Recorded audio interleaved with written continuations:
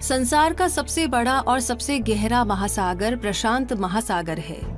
ये महासागर कितना विशाल है, इसका अंदाजा इस बात से लगाया जा सकता है कि अगर पृथ्वी के पूरे भूभाग को एक साथ रख दिया जाए तो भी इससे कहीं ज्यादा विशाल प्रशांत महासागर ही रहेगा।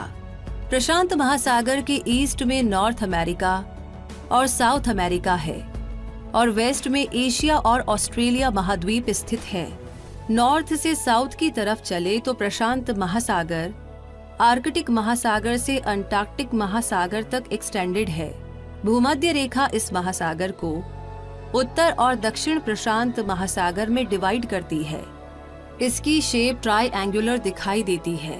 प्रशांत महासागर अर्थ सरफेस का 1/3 हिस्सा यानी 30% से भी ज्यादा एरिया कवर करता है और ये महासागर 165.2 मिलियन वर्ग किलोमीटर तक फैला है।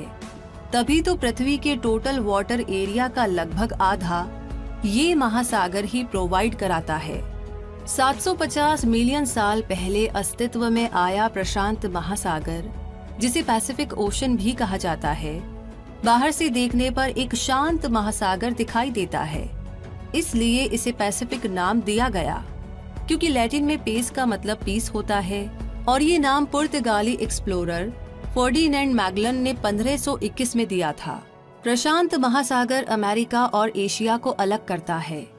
इस महासागर पर कनाडा, संयुक्त राज्य अमेरिका, चीन, ऑस्ट्रेलिया, जापान और मैक्सिको सहित 55 देशों की सीमा है।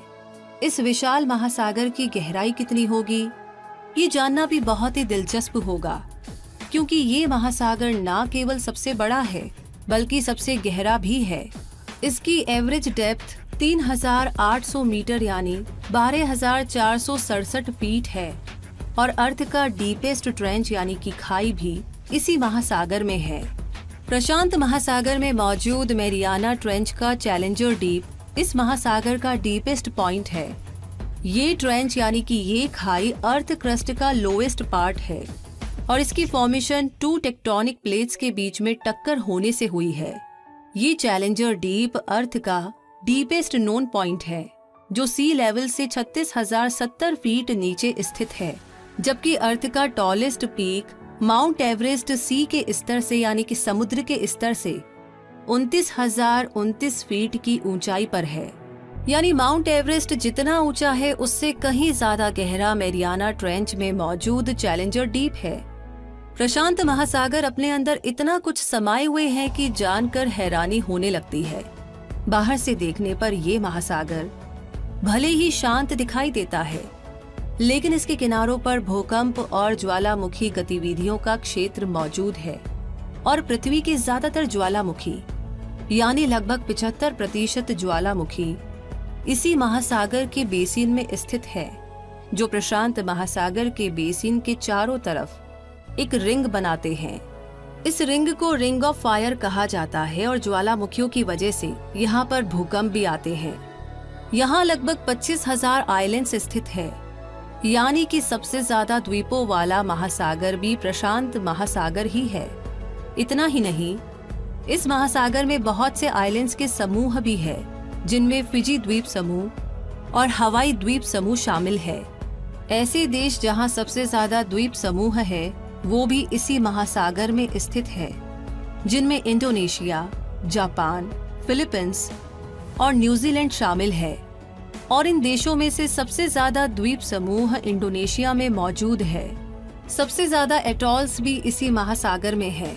एटॉल असल में एक रिंग शेप्ड चट्टान, आइलैंड या चेन ऑफ आइलैंड्स होती है, जो कोरल से बनी होती है और कोरल रीफ, जिसे मूंगे की चट्टान भी कहते हैं, कुछ समुद्री जीवों का कैल्शियम कार्बोनेट का बना खोल होता है, जो सख्त चट्टान का रूप लेता जाता है।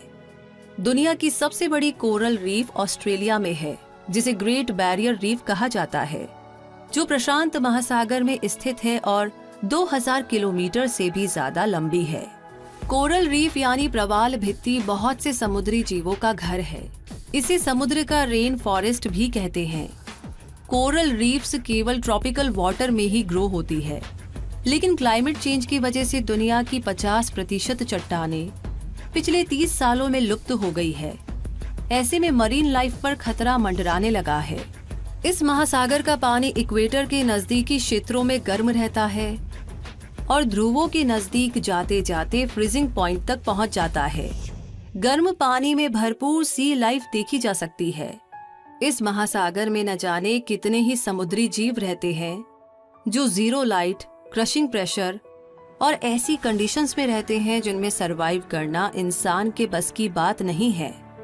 ऐसे समुद्री जीवों में penguin, hammerhead shark, Pacific white sided dolphin, octopus, sea turtle, elephant seal, fur seal, killer seal और डुगोंग शामिल हैं। ये महासागर सल्फाइड अयस्क, आयरन, कॉपर, कोबाल्ट और जिंक जैसे खनिजों का भंडार भी है।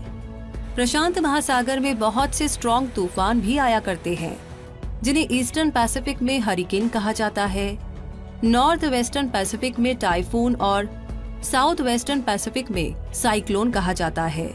इस महासागर की सीमा अलास्का की खाड़ी में हिंद महासागर से मिलती तो है, लेकिन इनका पानी आपस में नहीं मिलता।